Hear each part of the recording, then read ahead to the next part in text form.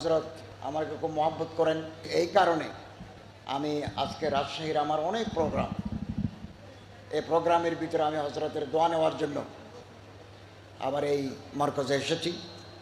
শিক্ষা, দীক্ষা, রক্তদান, বন্যার্থ মানুষের পাশে দাঁড়ানো সহ অনেক কারে হায়ের ভালো কাজ ওনারা আঞ্জাম দিয়ে যাচ্ছেন।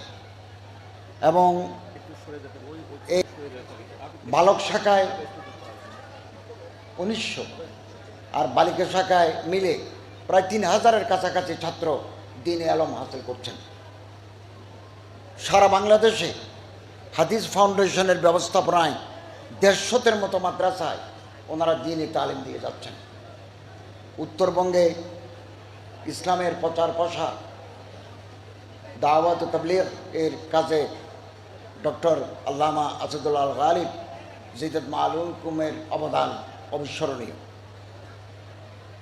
আমি ছাত্র ভাইদেরকে বলবো আরবি ভাষার উপর গুরুত্ব দেওয়ার জন্য। আরবি আমাদের মাখাস, আরবি আমাদের মাসাদে, এবং উলুমুল কোরআন, উলুমুল হাদিস, উলুমুল ফিকহ আল ইসলামী, এগুলো জানার জন্য আমাদের আরবি জানা আবশ্যক। আপনাদের সাথে সৌদি আরবের সম্পর্ক ভালো, হিন্দুস্তানের সম্পর্ক ভালো, মিশরের সম্পর্ক ভালো।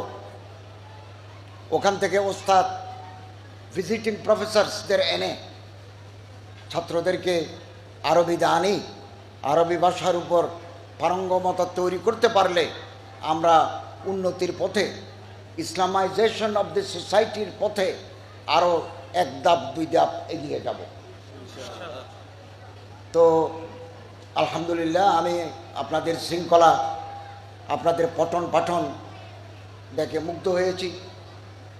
এবং হযরত বহুদিন জেলেও ছিলেন, তারপরেও এই সমস্ত কার্যক্রম, মানবিক কার্যক্রম, তালিমি কার্যক্রম এক মুহূর্তের জন্য বন্ধ হয় নাই।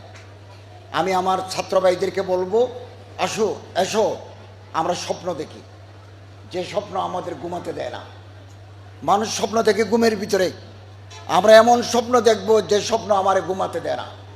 আমরা এই দেশকে বেদাত মুক্ত, খোরাফাত মুক্ত এবং রসুল করিম সাল্লাল্লাহু আলাইহি ওয়াসাল্লামের সুন্নাহ ভিত্তিক একটা রাষ্ট্রের আমরা গোড়াপত্তন করতে চাই।